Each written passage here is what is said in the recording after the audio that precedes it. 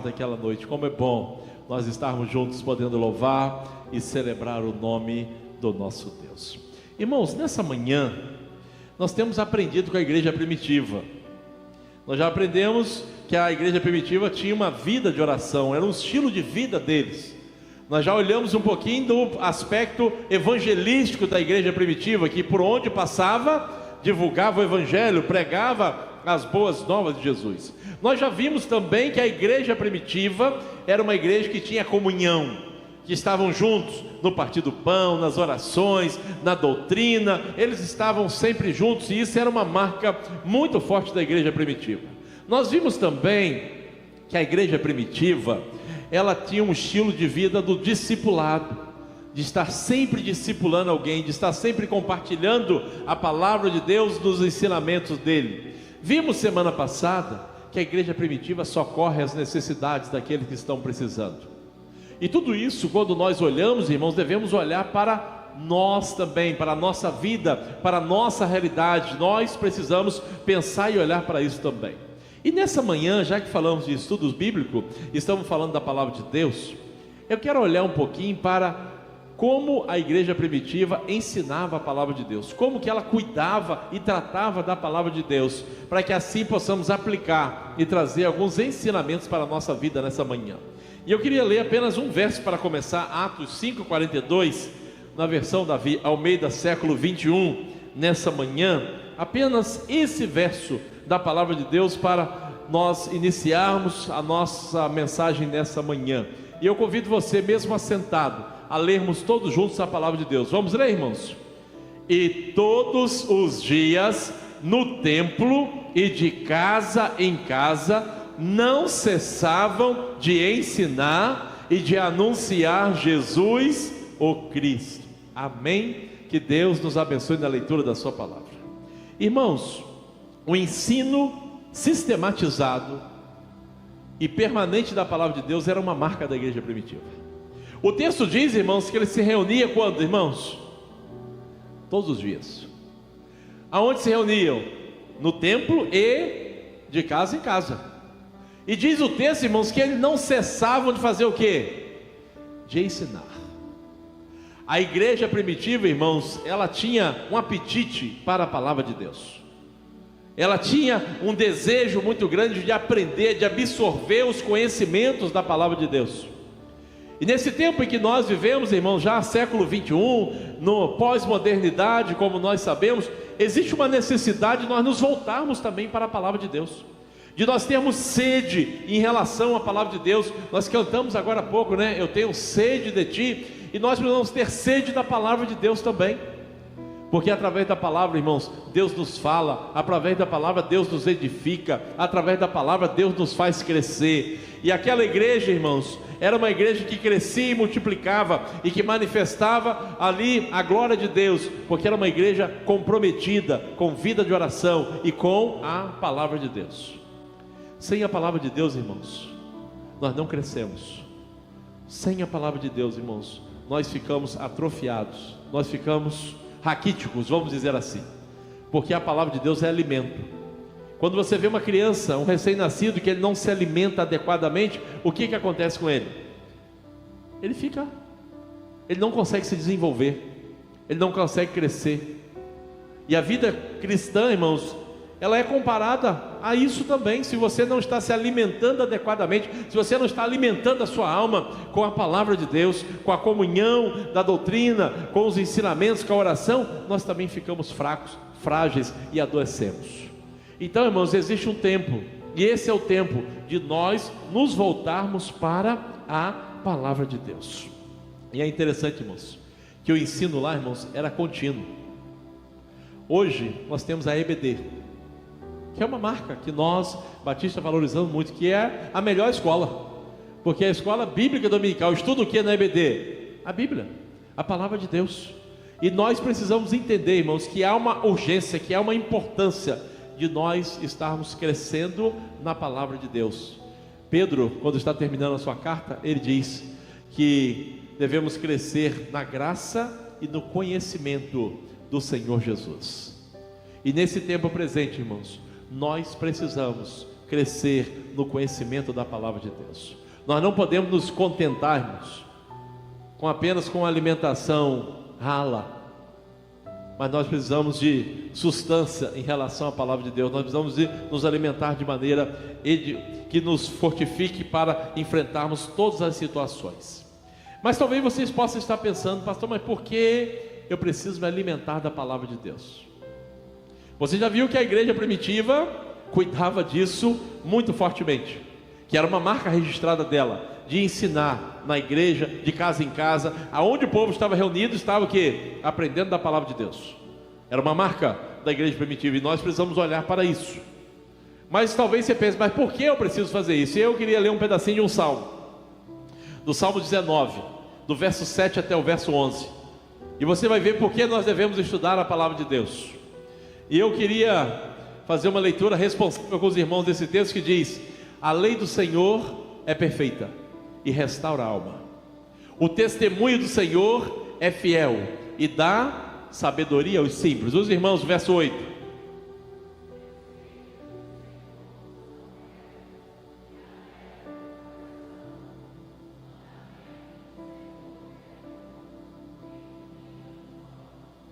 o temor do Senhor é limpo e permanece para sempre. Os juízos do Senhor são verdadeiros e inteiramente justos.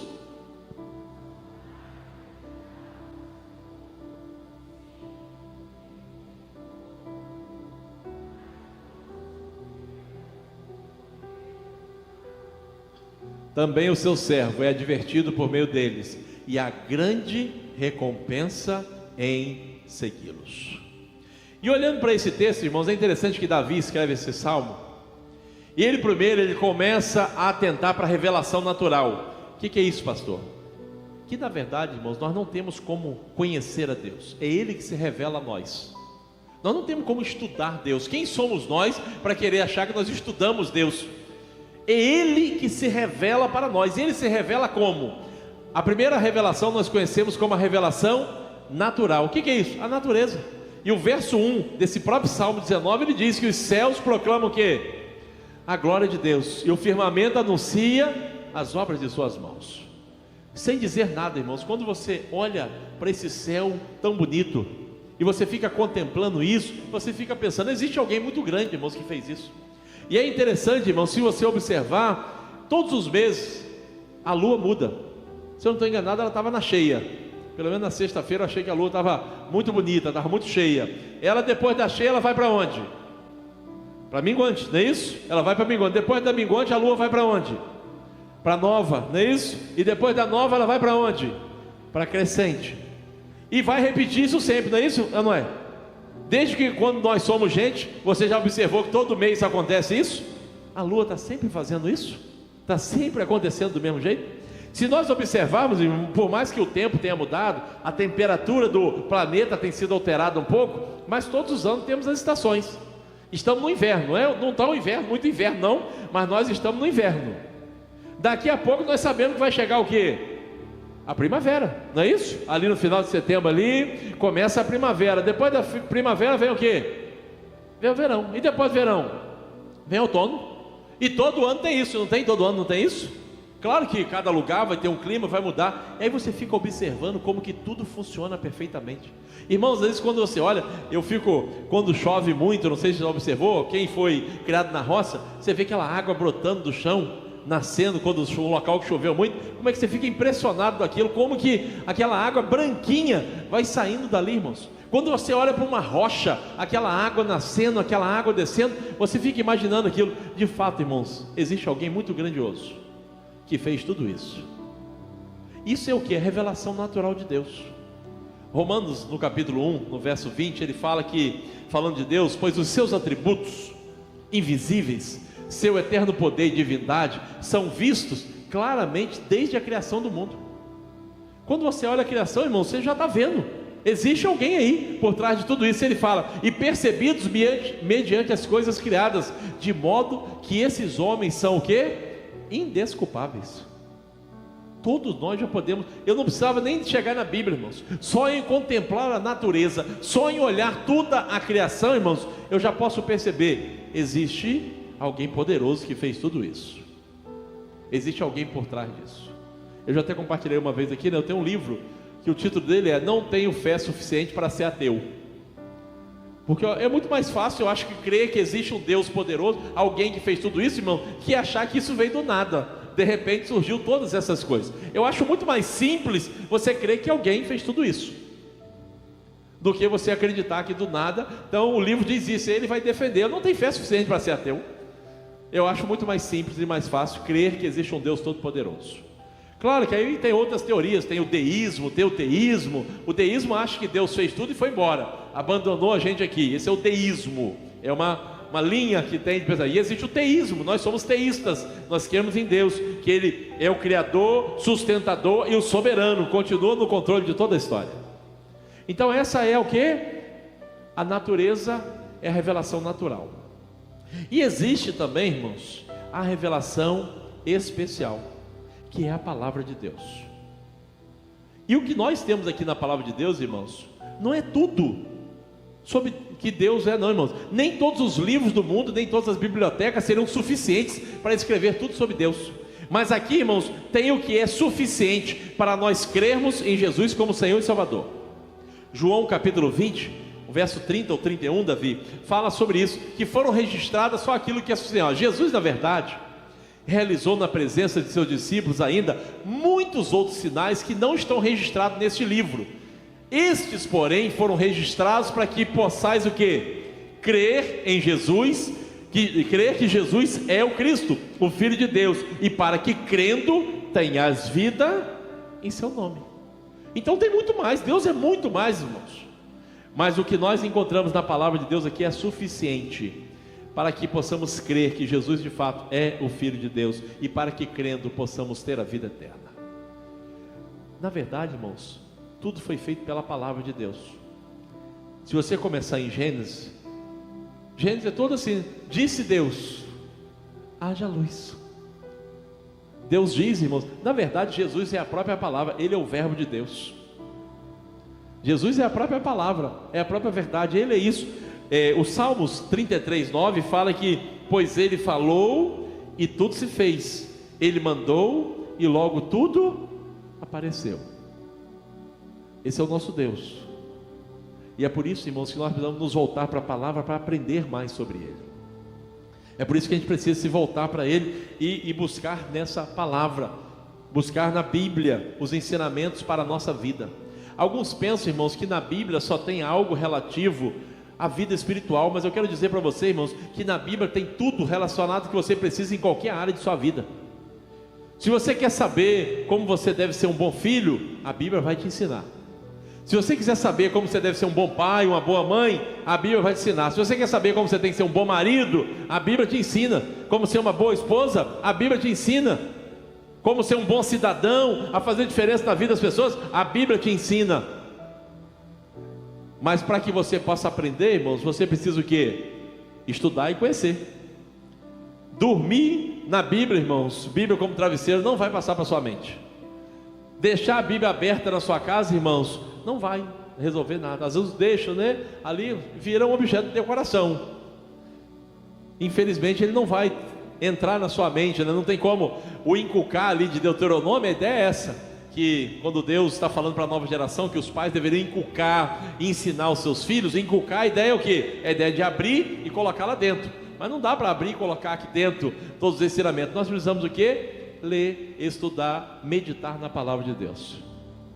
E é bem-aventurado, irmãos, o Salmo 1 fala sobre isso: aquele que antes tem o seu prazer na lei do Senhor, e nela medita de dia e de noite, pois será como a árvore plantada junto a ribeiro de águas, a qual dá o seu fruto na estação própria, cujas folhas não caem, e tudo quanto fizer, o que acontece?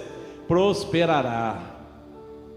Então, irmãos, nós não podemos fechar os nossos olhos para essa realidade. Nós precisamos nos voltar para a Bíblia, nós precisamos nos voltar para a palavra de Deus. A Bíblia, irmãos, ela é inspirada por Deus. Ela foi escrita por homens, sim, mas homens inspirados por Deus.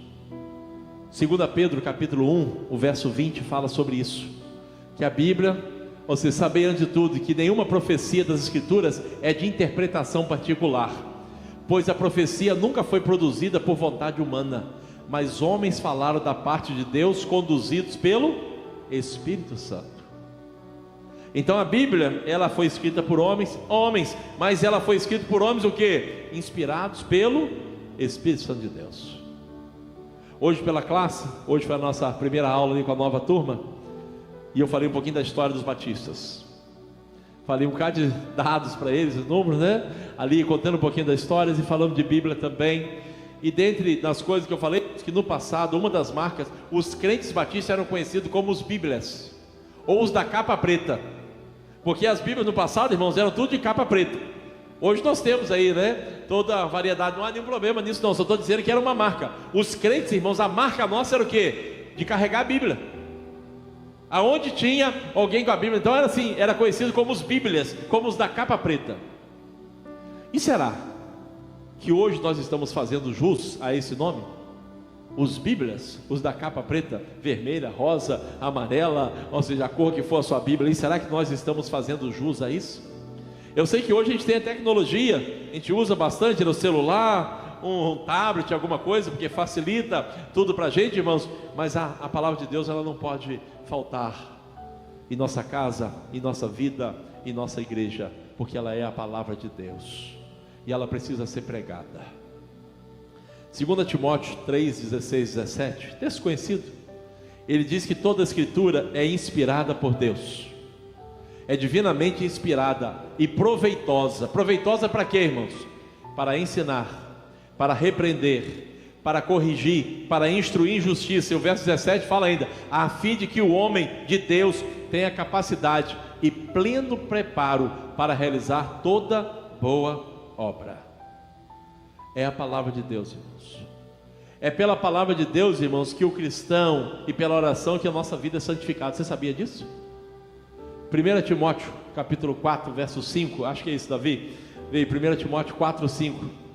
Pois são santificados pela palavra de Deus e pela oração. O crente, irmãos, ele cresce, ele se santifica, ele se aproxima de Deus, é através da palavra e da oração. Moody disse certa vez, irmãos, ou nós, ou esse livro te afasta do pecado, ou o pecado te afasta dele. E essa é uma realidade, irmãos. Quanto mais próximo você estiver da palavra de Deus, mais longe do pecado nós vamos ficar. Quanto mais longe nós estamos da palavra, irmãos, mais vulneráveis nós vamos ficar. Mas agora eu queria voltar no Salmo 19, Davi, só para algumas conclusões. Primeiro, irmãos, eu queria falar algumas características da palavra de Deus. O verso 7 diz o seguinte: a lei do Senhor, e aqui, como é um livro poético, ele vai usar várias expressões que têm o mesmo significado para falar a palavra de Deus.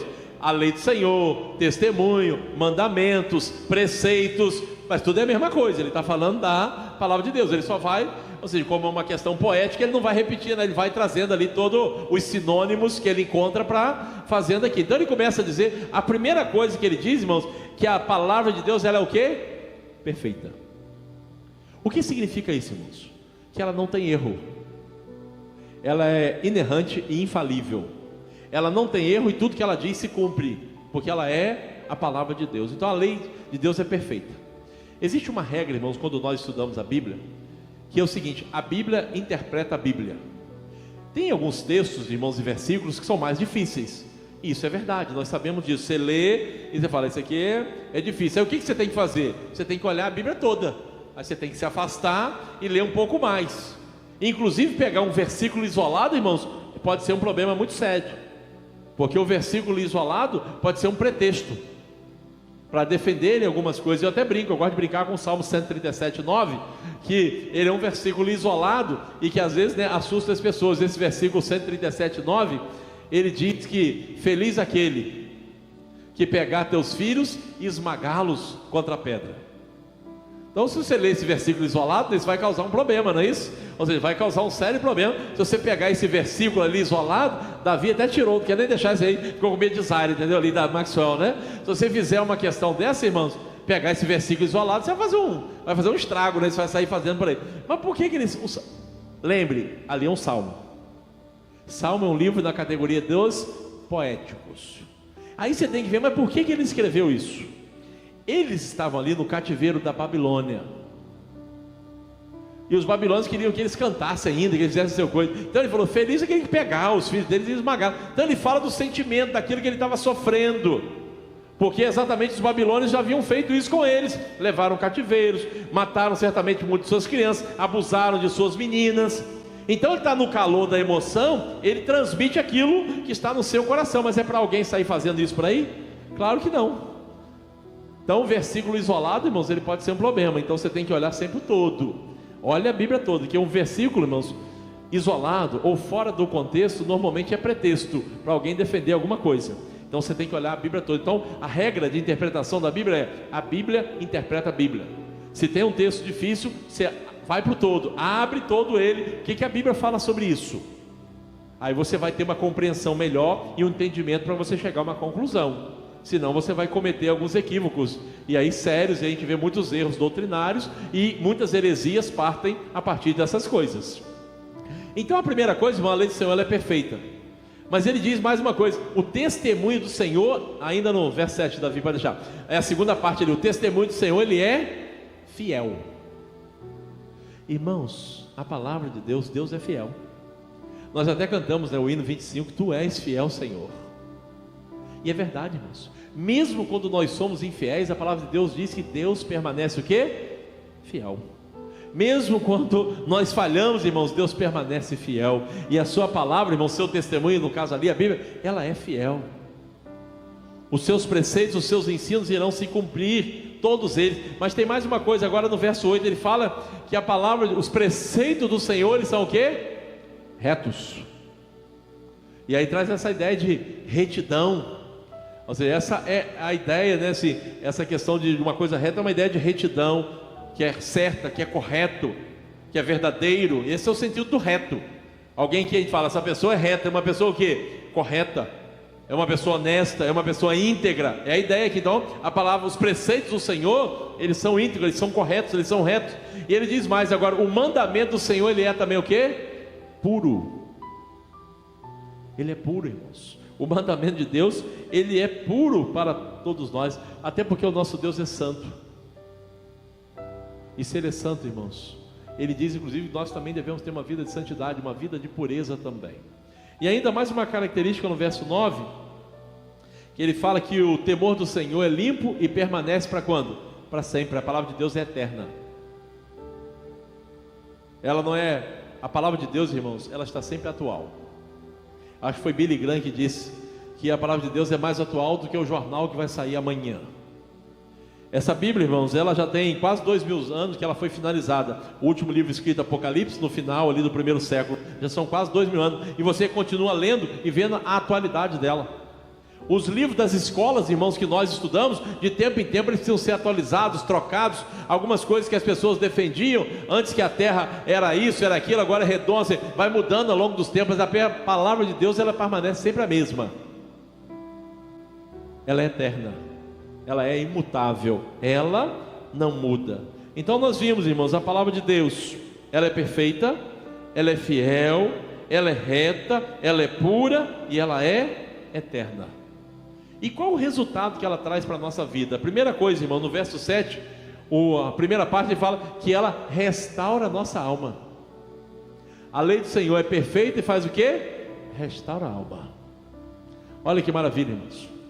Alguém que é restaurado quando você está cansado, né? Aí você ali às vezes faz aquilo que te restaura. Então a palavra de Deus, ela traz restauro para a nossa vida, ela traz renovo para a nossa vida. Mas ela diz mais uma coisa no finalzinho desse verso: ela dá sabedoria aos simples. E o simples aqui, irmãos, não é a condição financeira, não. É a nossa condição diante de Deus, da nossa simplicidade, da nossa pureza. E ela dá sabedoria, irmãos. A palavra de Deus, ela nos dá sabedoria. Mas tem mais uma coisa, irmãos. O verso 8 fala, irmãos, que os preceitos do Senhor são retos. E ele faz o quê? Alegram o coração. A palavra de Deus, irmãos, ela alegra o nosso coração. Vivemos, irmãos, num mundo em que as pessoas andam tristes, emocionalmente fragilizadas. E nós temos um remédio que pode ser útil para a nossa vida. Qual é esse remédio, irmãos? A palavra de Deus, ela traz alegria para o coração. E a alegria do Senhor é a nossa força. Neemias já nos falou sobre isso. E a palavra de Deus, irmãos, ela alegra o coração. Mas ele faz mais uma coisa, irmão, que ela faz lá no finalzinho. Ela ilumina os olhos. A palavra de Deus, irmãos, é colírio para os nossos olhos, irmãos. É porque através da palavra de Deus, irmãos, nós começamos a ver as coisas como realmente são. Através da palavra de Deus, irmãos, a gente começa a ver um pouquinho quem é Deus. Através da sua palavra, irmãos, nós vemos quem nós somos. Que na verdade não somos nada, não passamos de uma breve fumaça. É a palavra de Deus, então ela ilumina nossos olhos, ela traz claridade. Que às vezes nós estamos pensando que nós somos uma coisa, que é isso, que é aquilo. E quando nós nos atentamos e olhamos para a palavra de Deus, ela abre a nossa mente, ela abre o nosso entendimento. E o verso 10, irmãos, ele diz que a palavra de Deus é melhor do que a riqueza. São mais desejáveis que o ouro, sim, do que muito ouro puro. O Salmo 119, que é o maior capítulo da Bíblia, que tem 176 versículos, em todos os versículos ele fala da palavra de Deus. Todos eles, depois você pode observar. Nós não vamos ler agora que ele é meio comprido, entendeu? Mas você pode observar, irmãos, todo ele. E ele é um acróstico com as letras do alfabeto hebraico. O alfabeto, os 8 primeiros versículos iniciam com a letra Aleph do alfabeto hebraico. Em algumas Bíblias até trazem isso, Aleph, depois com as letras do alfabeto Abet, Gimel, Dalet, são as letras do alfabeto hebraico. E ele vai 8 vezes 22, se você é bom de matemática, você vai ver que dá 176. Ou seja, é o que vai fechar ali, por isso são 176 versículos. Cada 8 versículos começa com uma letra. No português não é assim, mas no hebraico ele começa exatamente com a letra. Ali é um poema que ele vai escrevendo, e todo esse poema voltado para quê? Para a palavra de Deus. E vários versículos do Salmo 119, ele fala que a palavra de Deus, irmãos, ela é melhor do que riqueza, do que ouro, do que qualquer coisa. Porque ela é a nossa maior riqueza que nós podemos ter. E ela fala, irmãos, que elas são mais doces do que o mel. O Cicleide, cadê Levi, né? Cadê o mel do Levi aí, não é isso? Ou seja, o mel, irmãos, é um dos alimentos mais completos. Você sabia disso? Ele tem o composto tanto natural como animal, ele tem esse composto. O mel é um alimento extremamente completo. Eu não sei se você lembra quando teve uma batalha, o Saul fez um voto lá o Saul tem uns votos meio insanos, vamos dizer assim. Fez um voto que ninguém podia comer nada, mas o Jonas não tinha ouvido aquilo, seu filho. Diz que ele achou uma casa de mel, ele molhou. Ele fala que quando ele botou aquilo na boca, até os seus olhos clarearam. Jonas fala sobre isso. O mel, irmãos, ele tem essa capacidade. Então ele fala que a palavra de Deus é mais doce do que o mel. E o mel, como eu falei, em termos de alimento, é um alimento extremamente completo. Ele é muito completo, muito rico para a saúde. Deve ter uma medida certa. Muito também, não sei se vai fazer bem, mas ele gosta. Eu gosto de mel. O Márcio fica brigando comigo, né, Márcio? Que eu como muito mel às vezes. Eu gosto na banana, irmãos. Eu pego a banana assim, ó. Este mel assim, como fica docinho, a beleza, não é isso? Fica muito bom, Lucicleide, o mel fica muito bom, não é isso? Mas fala que não pode comer muito mel assim não, mas o melzinho é muito bom. E ele é muito bom, um alimento para a gente. Se você for fazer uma atividade física, alguma coisa, você toma um pouquinho de mel, você vê que é a glicose na hora, né? Vai na veia na hora, meu filho. Imediatamente você tem energia. Ou seja, é na hora ali, né? Para você fazer alguma atividade, né, Teca? Você fazer já na hora ali. Mas eles são, a palavra de Deus, irmãos, é mais doce do que o mel. E nós precisamos entender e trazer sobre isso, irmãos. E para fechar, irmãos, há uma recompensa, irmãos. O verso 11 fala que há uma recompensa. A grande recompensa em seguir a palavra de Deus. Irmãos e amigos, quantos transtornos poderiam ser evitados se todos nós nos atentássemos mais para a palavra de Deus? Se nós observássemos mais os preceitos do Senhor, irmãos, os seus mandamentos, como seria muito mais tranquila a nossa vida e a nossa caminhada. Mas por não nos atentarmos, ou às vezes, mesmo sabendo fazer do contrário, nós perdemos muita coisa. Mas se atentar para a palavra de Deus, irmãos, há grande recompensa. E nessa manhã, irmãos, em que nós falamos sobre isso, falamos sobre a igreja primitiva, e eu queria fechar trazendo algumas diretrizes. A primeira é, o ensino da palavra de Deus, irmãos, deve ser prioridade de nossa vida. O ensino da palavra de Deus precisa ser prioridade. Coloque isso na sua pauta, na sua agenda, irmãos. Não abra mão de estudar a palavra de Deus, não. Segundo, aprender e compartilhar a palavra de Deus é uma tarefa permanente do cristão. Na escola, irmão, depois que você termina o ensino médio, você não volta a fazer o ensino médio. Normalmente você não volta, a não ser que for uma coisa mais técnica, alguma coisa. Você já terminou. Mas em relação à Bíblia, a palavra de Deus, irmãos, nós nunca terminamos. E a conclusão que eu tenho chegado é que quanto mais estuda, mais eu percebo que eu sei menos. Quanto mais estudamos, eu percebo como eu não sei nada ainda. Porque tem tanta coisa, e quanto mais você estuda, você vai ver que tem muito mais coisa. Então a gente precisa, irmãos, entender que a nossa caminhada cristã é permanente. Você pode ter 50 anos já de crente, irmão, 100 anos, 80 anos, não importa, irmão, você ainda tem muita coisa para aprender na palavra de Deus, porque toda vez que você lê, ela é viva, ela transmite mensagem ao seu coração, ela nos fala novamente. A Bíblia, irmãos, é uma fonte inesgotável de vida para o servo de Deus. Se volte para ela. Somente através, irmãos, do aprendizado das sagradas letras, nós poderemos rejeitar os erros, as heresias, somente conhecendo, irmãos. Se conhecereis a verdade o que? Vos libertará. Enquanto você não conhece a verdade, qualquer verdade pode ser verdade. Você não tem conhecimento da verdade verdadeira, vamos dizer assim. É preciso conhecer a verdade verdadeira, irmãos. Há uma necessidade disso. A marca do homem bem-aventurado é meditar dia e noite na palavra de Deus.